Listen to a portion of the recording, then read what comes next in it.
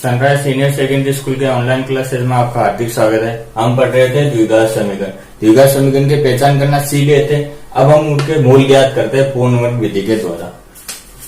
उसके कुछ स्टेप्स है, जैसे ये मान लेते हैं x square plus b x plus c बराबर 0। ये एक द्विघात समीकरण है। अब इसको पूर्ण वर्ग विधि के द्वारा मूल ज्ञात करना है। तो इसके फर्स्ट स्टेप है एक्स स्क्वायर के गुणांक को इकाई करने पर, यानी एक्स स्क्वायर के साथ जो भी अचर पद है उसको हटाना है। तो एक्स स्क्वायर के साथ ए, तो पूरे समीकरण में ए का भाग देने पर, इसमें ए का भाग देंगे तो ए से ए कट जाएगा तो एक्स स्क्वायर बचा। इसमें बी अपॉन ए एक्स, इसमें सी अपॉन ए बराबर 0। अब आती है सेकेंड स्टेप क्या है, जो भी अचर पद है यानी सी अपॉन ए उसका पक्षांतरण करना है। तो x square plus B upon a x बराबर माइनस सी अपॉन ए, इसका पक्षांतरण कर दिया। अब थर्ड स्टेप क्या है, जो भी एक्स का गुणांक है यानी बी अपॉन ए उसके आधे का वर्ग दोनों तरफ जोड़ने पर, तो x square plus B upon a x plus B upon 2a का स्क्वायर बराबर माइनस सी अपॉन ए प्लस बी अपॉन 2a का स्क्वायर, यानी x के साथ जो भी अचर पद है b अपॉन ए उसके आधे का वर्ग दोनों तरफ जोड़ने पर। अब इसको आगे सरल कर लेते हैं। तो ये फॉर्मूला बन जाता है a प्लस बी का whole square, x plus B upon 2a का whole square, X square Y square plus 2xy बराबर, इसको आगे सरल कर लिए माइनस सी अपॉन ए प्लस का B square upon 4a square. अब आती है स्टेप 4 क्या है, दोनों पक्षों का वर्गमूल करना है। तो दोनों पक्षों का वर्गमूल कर देते हैं। x plus B upon 2a का स्क्वायर बराबर root of minus C upon A plus B square upon 4a square, ये हो गया। अब इसको आगे सरल कर लेते हैं। तो इसको सरल कर देते हैं तो रूट से स्क्वायर कट गया, तो ये क्या बचा, x plus B upon 2a बराबर, इसको आगे सरल कर देते हैं। तो नीचे कॉमन है 4a स्क्वायर एलसीएम, ये पूरा रूट में, तो 4a स्क्वायर से a यानी 4a यानी माइनस का 4ac प्लस b स्क्वायर। अब b अपॉन a को पक्षांतरण कर दिया तो x बराबर minus b upon 2a plus का root of B square minus 4ac। अब यहाँ पे अपन एक चीज भूल गए कि जब भी वर्ग करते हैं तो ये प्लस माइनस, तो ये भी माइनस प्लस माइनस दोनों आएगा अपॉन 4a स्क्वायर का रूट 2a। अब इसको आगे सरल कर दिया तो x बराबर माइनस का b plus minus root of B square minus 4ac upon 2a। ये क्या होता है, श्रीधराचार्य फॉर्मूला। श्रीधराचार्य सूत्र, श्रीधराचार्य सूत्र निकल गए। अब इसी से अपन मूल निकाल सकते हैं। अब कुछ एग्जाम्पल करते हैं जिससे ये समझ में आ जाएगा।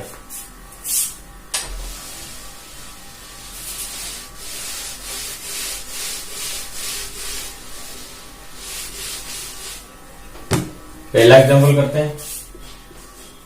पहला एग्जाम्पल है 2x स्क्वायर माइनस का 5x प्लस का 3 बराबर 0। अब इसको पूर्ण वर्ग बनाना, तो वही फर्स्ट स्टेप क्या है, एक्स स्क्वायर के गुणांक को इकाई करने पर, तो एक्स स्क्वायर माइनस का 5/2 एक्स प्लस 3/2 बराबर 0। अब स्टेप सेकंड क्या है, अचर पद का पक्षांतरण, एक्स स्क्वायर माइनस का 5/2 एक्स बराबर माइनस का 3/2। अब आती है थर्ड स्टेप। थर्ड स्टेप क्या है, एक्स का जो भी गुणांक है यानी एक्स के साथ जो भी अचर पद है उसके आधे का वर्ग दोनों तरफ जोड़ने पर, तो एक्स स्क्वायर माइनस का 5/2 एक्स प्लस का 5/4 का स्क्वायर बराबर माइनस का 3/2 प्लस 5/4 का स्क्वायर। अब इसको आगे सरल कर देते हैं। ये फॉर्मूला बन गया एक्स माइनस का 5/4 का स्क्वायर बराबर, इसको आगे सरल कर देते तो माइनस 3/2 प्लस 25/16 ये हो गया। अब इसको आगे सरल कर लेते हैं, तो x माइनस 5/4 का स्क्वायर बराबर, इसमें 16 एलसीएम ले लिया तो 8 8 3 24 प्लस 25 बराबर 1/16। अब स्टेप और क्या है, दोनों पक्षों का वर्गमूल लेना है। दोनों पक्षों का वर्गमूल ले लेते हैं, तो इसका वर्गमूल लेंगे तो रूट हट जाएगा, तो ये क्या बचा, x माइनस 5/4 बराबर 1/4, ये भी प्लस माइनस का। अब आगे की स्टेप क्या है, एक बार प्लस लेना है और एक बार माइनस लेना है। तो प्लस लेने पर x बराबर 5/4 प्लस 1/4, जब इसको सरल करते हैं तो 6/4, 6/4 का मतलब क्या है 3/2 प्लस का, और माइनस लेने पर तो x बराबर 5/4 माइनस का 1/4, इसका करेंगे तो 4/4 यानी 1, तो x बराबर 1 ये आ गया। यानी पूर्ण वर्ग विधि की तरह हमने मूल निकाले, x बराबर 3/2 x बराबर 1। अब इसके बाद में अगला एग्जाम्पल करते हैं।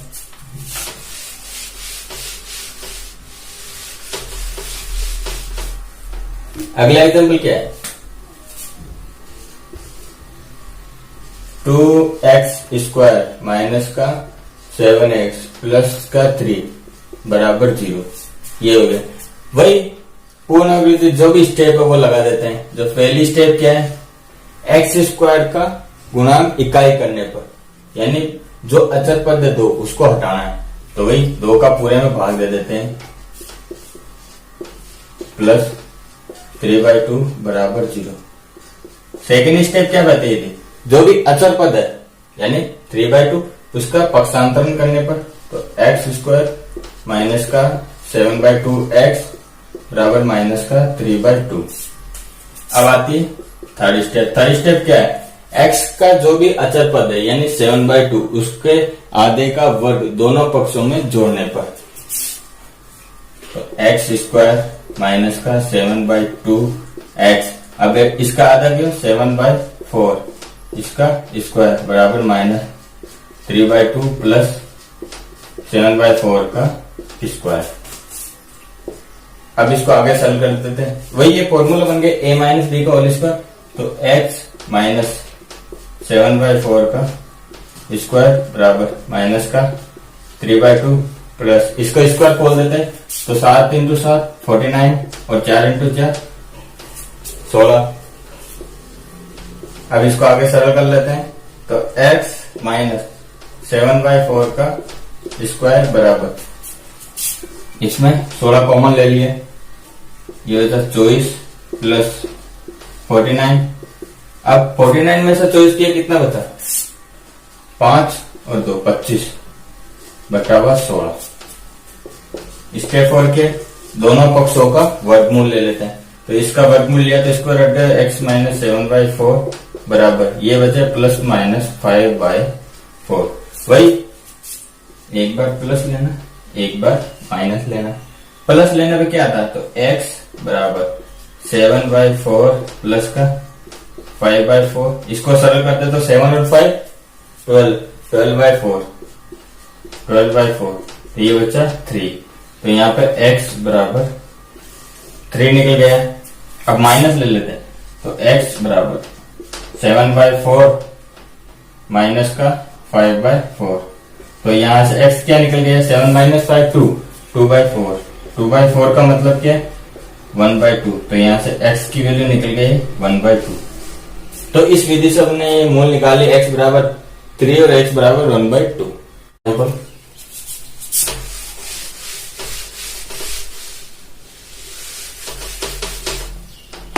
अगला एग्जाम्पल क्या है,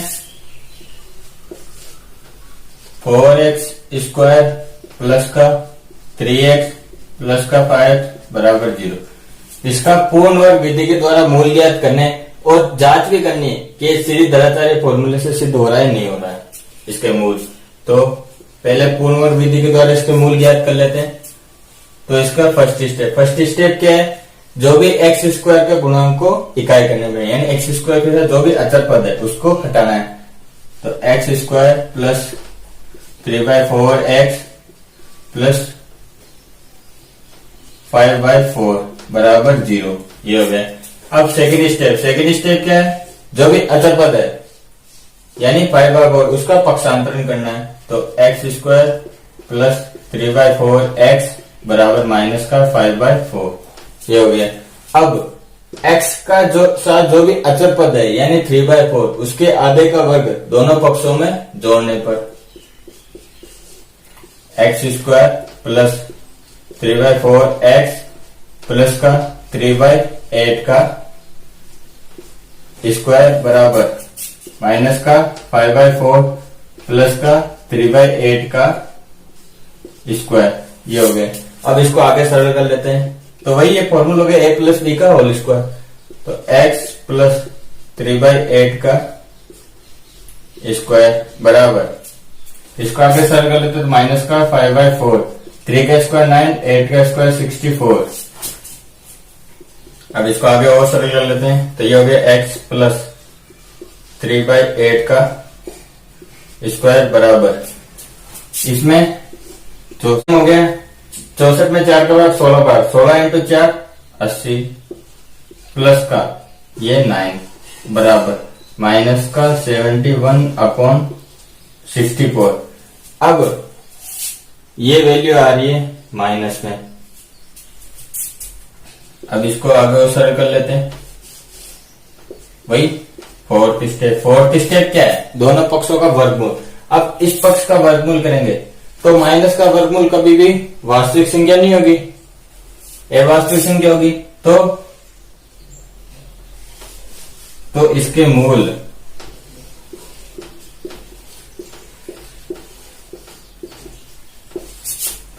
वास्तविक नहीं होंगे, क्योंकि ऋणात्मक संख्या का वर्गमूल कभी भी वास्तविक संख्या नहीं होती है, ये हो गया। अब इसके बाद जो अगला टॉपिक क्या है, मूलों की प्रकृति।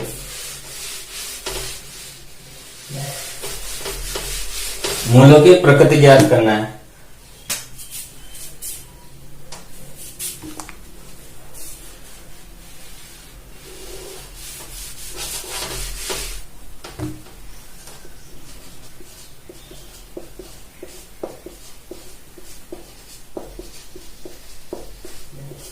मूलों की प्रकृति, मूलों की 3 प्रकृति होती है। पहली होती है b² - 4ac > 0। ये जब कंडीशन सेटिस्फाई हो जाए तो मूल वास्तविक तथा असमान होंगे, ये होगी। अब आती है दूसरी कंडीशन। दूसरी कंडीशन क्या है, b² - 4ac बराबर 0। जब ये कंडीशन आ जाए तो इसका मतलब क्या है, मूल वास्तविक होंगे और जो दोनों मूल आएंगे वो समान होंगे। तो मूल वास्तविक होंगे तथा समान होंगे। इसके बाद अब आती है तीसरी प्रकृति। तीसरी प्रकृति क्या है, b² - 4ac < 0। इसका मतलब क्या है कि मूल वास्तविक नहीं होंगे, मूल काल्पनिक होंगे। ये 3 कंडीशन बची। ये 3 कंडीशन कैसे, ये दे रखा है सीधी दराचार्य फॉर्मूला, एक्स स्क्वायर बराबर minus B plus minus root of B square minus 4ac upon 2a। ये कहां से आया, ये अपन अभी देख चुके हैं। जो ये संख्या रूट के अंदर बी स्क्वायर माइनस 4ac, इसी संख्या से हम उन मूलों की प्रकृति ज्ञात करते हैं। जब बी स्क्वायर माइनस 4ac 0 के बराबर और 0 से बड़ा हो तो मतलब मूल वास्तविक तथा असमान होंगे, और यही बी स्क्वायर माइनस 4ac जब 0 के बराबर हो जाती है तो मतलब मूल वास्तविक होंगे तथा समान होंगे। यानी जब ये संख्या 0 हो जाएगी तो ये प्लस माइनस का कुछ होगा नहीं, तो दोनों मूल होंगे बराबर। अब आता है बी स्क्वायर माइनस 4ac, जब ये रूट के अंदर संख्या 0 से कम यानी माइनस में आएगी तो माइनस माइनस ये संख्या हो जाएगी काल्पनिक, इमेजिनरी संख्या, तो ये मूल काल्पनिक होंगे। अब करते हैं इनके कुछ एग्जाम्पल जिससे पता चल जाएगा मूलों की प्रकृति कैसे ज्ञात की जाती है। पहला एग्जाम्पल है 2x square minus 6x plus का 3 बराबर 0, ये आता है।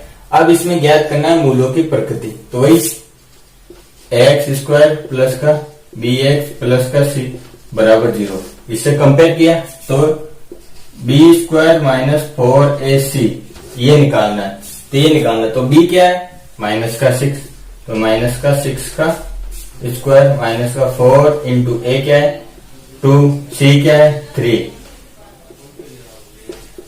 माइनस 6 का स्क्वायर प्लस का 36 माइनस का 12 इंटू 24, 12 इंटू 2 24, तो इससे माइनस किया तो ये संख्या आएगी 2 1 यानी 12। 12 क्या है 0 से बड़ी, मतलब इसके मूल वास्तविक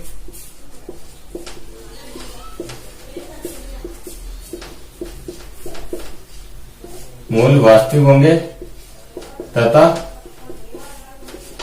असमान होंगे। अब इसके मूल ज्ञात कर लेते हैं। मूल ज्ञात करने के लिए क्या है, x बराबर माइनस का b plus minus root of B square minus 4ac upon का 2a, इसमें ये वैल्यू रख दी। माइनस का b और माइनस का 6 यानी प्लस का 6 plus minus root of B square minus 4ac कितना निकाला 12 अपॉन का 2a यानी 2 इंटू 2 यानी 4, तो x बराबर 6 प्लस माइनस इसमें अंदर टुकड़े कर लिए 4 इंटू 3 बराबर 4, तो 4 का रूट बाहर आएगा तो 2 बन जाएगा, तो 2 कॉमन ले लिया, 2 कॉमन लिया तो क्या बचा 3 प्लस माइनस रूट 3 बटावा 4, ये 2, तो इसमें क्या बचा 3 प्लस माइनस रूट 3 बटावा 2। वही इसके मूल क्या हो गए, प्लस लेने पर x बराबर 3 प्लस रूट 3 बटावा 2 और माइनस लेने पर x बराबर 3 माइनस रूट 3 बटावा 2, ये इसके मूल निकल गए। यानी इसके मूल वास्तविक भी है और असमान है, दोनों बराबर नहीं है। अब अगला नेक्स्ट एग्जांपल करते हैं। नेक्स्ट एग्जांपल क्या है, 3x स्क्वायर माइनस का 4 रूट 3x प्लस का 4 बराबर 0, ये है।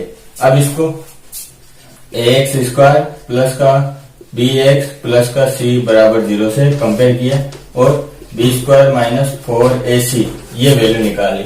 अब b स्क्वायर 4ac निकाला तो b कितना है इसमें माइनस का 4 रूट 3, तो माइनस का 4 रूट 3 का स्क्वायर माइनस 4 इंटू a कितना है 3, c कितना है 4। अब ये निकाला तो 4 का स्क्वायर 16 और रूट 3 का 3, तो 16 इंटू 3 और माइनस का प्लस हो गया, माइनस का 16 16 16 16 32 होते हैं 48, तो ये 48 माइनस 48 बराबर 0, यानी मूल वास्तविक तथा समान होंगे। यानी बी स्क्वायर माइनस 4ac 0 के बराबर आ गया, तो मूल वास्तविक तथा समान होंगे। अब निकालते हैं इसके मूल। तो x बराबर प्लस या x बराबर माइनस का b plus minus root of B square minus 4ac upon का 2a। अब इसमें वैल्यू रख दी, माइनस का b यानी plus minus minus plus, plus का 4√3 प्लस माइनस 0 का रूट 0 आ गया बराबर 2 इंटू 3। x बराबर 4√3 2 इंटू 3, 0 का रूट 0, 2 से 2 कट गया 2 बार, तो 2√3 बटावा 3 ये आ गया। अब नीचे 3 है और ऊपर √3, जैसे इसको देख लेते हैं। तो 2 इंटू 3 की पावर 1/2 अपॉन 3 की पावर 1।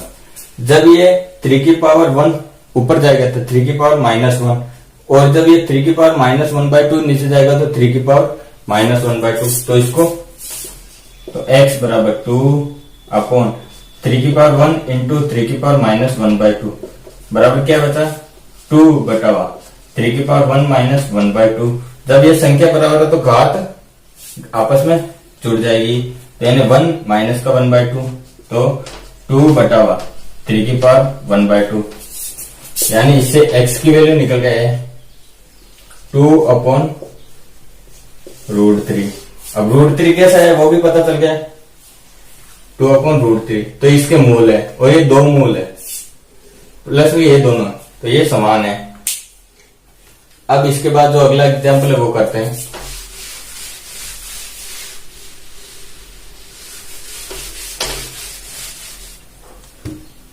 अगला एग्जाम्पल क्या है, x² प्लस का x प्लस का 1 बराबर 0।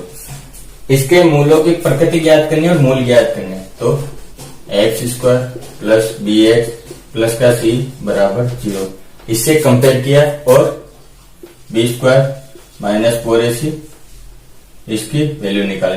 तो b की वैल्यू क्या है इसमें 1 का स्क्वायर, 4 इंटू a की वैल्यू 1 है और c की वैल्यू 1 है, तो 1 का स्क्वायर -4 बराबर 1 - 4 बराबर माइनस का 3।